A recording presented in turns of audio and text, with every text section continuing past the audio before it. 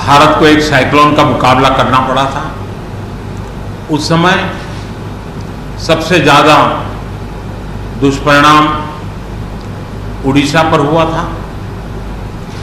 आज एक साल बाद फिर से साइक्लोन ने भारत के तटीय क्षेत्र को, विशेष करके पूर्वी क्षेत्र को प्रभावित किया और उसमें भी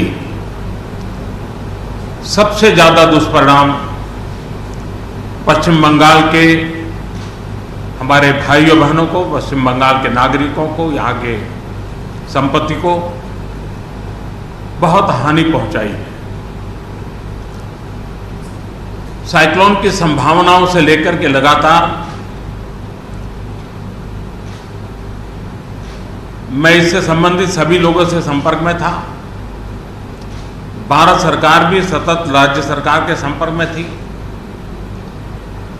साइक्लोन का नुकसान कम से कम हो, इसके लिए जो भी आवश्यक कदम उठाने चाहिए उसके लिए राज्य सरकार और केंद्र सरकार ने मिलकर के भरसक प्रयास किया। लेकिन उसके बावजूद भी करीब करीब 80 लोगों के जीवन हम नहीं बचा पाए। इसका हम सबको दुख है। जिन परिवारों ने अपना स्वजन खोया है उनके प्रति केंद्र सरकार, राज्य सरकार और हम सबकी संवेदनाएं हैं और इस संकट की घड़ी में हम उनके साथ हैं। संपत्ति का भी नुकसान काफी होता है, चाहे एग्रीकल्चर हो, चाहे पावर सेक्टर हो, चाहे टेलीकम्युनिकेशन हो, चाहे घरों का उजड़ जाना हो, अनेक प्रकार का, चाहे वो इंफ्रास्ट्रक्चर का हो, चाहे व्यापार जगत से लोग जुड़े हुए हो, चाहे खेती क्षेत्र से जुड़े हुए, हर किसी को नुकसान होता है।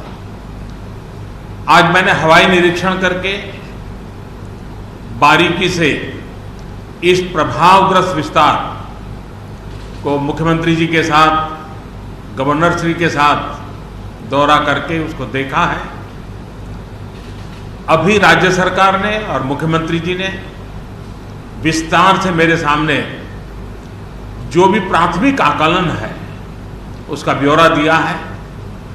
हमने तय किया है कि हो सके उतना जल्द डिटेल में सर्वे हो, कृषि का हो, पावर सेक्टर का हो, टेलीकम्युनिकेशन का हो, घरों की जो स्थिति है, इंफ्रास्ट्रक्चर की जो स्थिति है।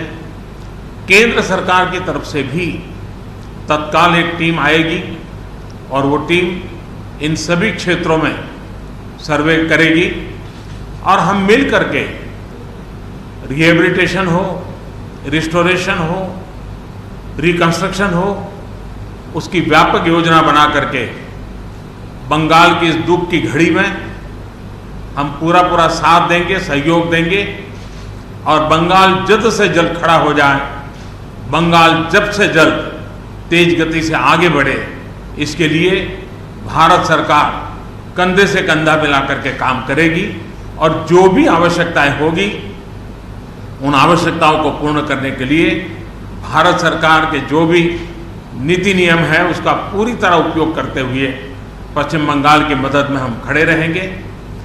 अभी तत्काल जो इस संकट की घड़ी में राज्य सरकार को कठिनाई न हो, इसके लिए एक एडवांस असिस्टेंस के रूप में 1000 करोड़ रुपया भारत सरकार की तरफ से व्यवस्था की जाएगी। साथ साथ जिन परिवारों ने अपने स्वजन खोए हैं उन परिवारों को प्रधानमंत्री राहत कोष से 2 लाख रुपया और जिन लोगों को इंजरी हुई है उनको 50,000 रुपये तक की सहायता देने का भी हम प्रधानमंत्री राहत कोष से करेंगे। पूरी दुनिया एक संकट से जूझ रही है। भारत भी लगातार कोरोना वायरस के खिलाफ लड़ाई लड़ रहा है। कोरोना वायरस की लड़ाई में जीतने का मंत्र और साइक्लोन में जीतने का मंत्र दोनों पूरी तरह एक दूसरे के ऑपोजिट है। कोरोना वायरस से लड़ने का मंत्र है जो जहां है वहीं रहे, जरूरत नहीं हो तब तक घर से बाहर न निकले और जहां भी जाए 2 गज की दूरी बनाए रखें। लेकिन साइक्लोन का मंत्र है कि साइक्लोन आ रहा है, जल्दी से जल्दी सुरक्षित स्थल पर आप शिफ्ट कर जाइए, वहां पर पहुंचने का प्रयास कीजिए, अपना घर खाली कीजिए। यानी दोनों अलग अलग प्रकार की लड़ाइयां एक साथ पश्चिम बंगाल को लड़नी पड़ी है। लेकिन उसके बावजूद भी ममता जी के नेतृत्व में राज्य सरकार ने भरसक प्रयास किया है। भारत सरकार ने भी लगातार उनके साथ रह करके इस संकट की घड़ी में जो भी आवश्यक, जो एडवांस में करने योग्य था, जो उसी समय करने का योग्य था और जो आगे दिनों के करने की आवश्यकता है, उसको भी पूरा करने का हम प्रयास करेंगे। आज समग्र देश को जिनके लिए गौरव है, ऐसे राजा राममोहन राय जी की जन्म जयंती है और उस समय मेरा पश्चिम बंगाल की इस पवित्र धरती पर होना मेरे मन को छूने वाली बात होती है। लेकिन संकट की घड़ी से हम जूझ रहे हैं, तब मैं तो इतना ही कहूँगा कि राजा राममोहन राय जी हम सबको आशीर्वाद दें ताकि समयानुकूल समाज परिवर्तन के जो उनके सपने थे उनको पूरा करने के लिए हम मिल बैठ करके, मिलजुल करके एक उज्जवल भविष्य के लिए, भावी पीढ़ी के निर्माण के लिए समाज सुधार के अपने कामों को निरंतर जारी रखेंगे और वही राजा राममोहन राय जी को उत्तम श्रद्धांजलि होगी। मैं मेरे पश्चिम बंगाल के सभी भाइयों बहनों को विश्वास दिलाता हूं कि संकट की घड़ी में पूरा देश आपके साथ है। भारत सरकार कंधे से कंधा मिला करके आपके साथ आने वाले सभी कामों में खड़ी रहेगी। इसी संकट की घड़ी के समय आप सबसे मिलने आया हूं, लेकिन कोरोना वायरस के कारण सब नागरिकों से तो नहीं मिल पा रहा हूं।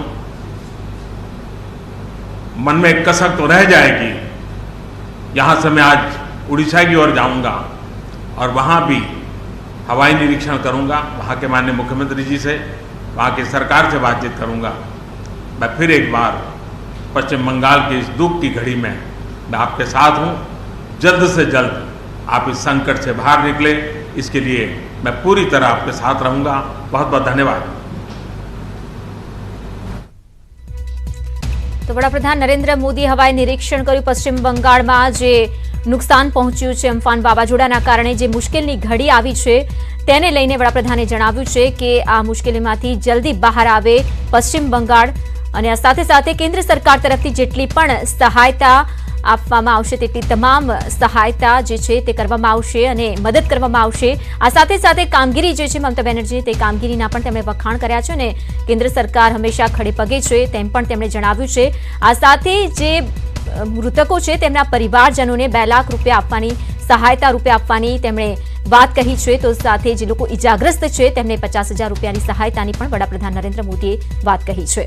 તો સાથે જ એક તરફ કોરોનાનું સંકટ અને બીજી તરફ પશ્ચિમ બંગાળ પર આવેલું ચક્રવાત, આ બંને મુસીબતો જે છે તે પશ્ચિમ બંગાળે સહન કરી છે, પરંતુ આ પરિસ્થિતિમાંથી જલ્દી બહાર આવે તેવી પ્રાર્થના પણ કરી, શુભકામના પણ પાઠવી અને સાથે સાથે મમતા બેનર્જીની કામગીરીના પણ તેમણે ઉલ્લેખ કર્યો અને કહ્યું છે કે જે કામગીરી છે તે સરાહનીય રહી છે।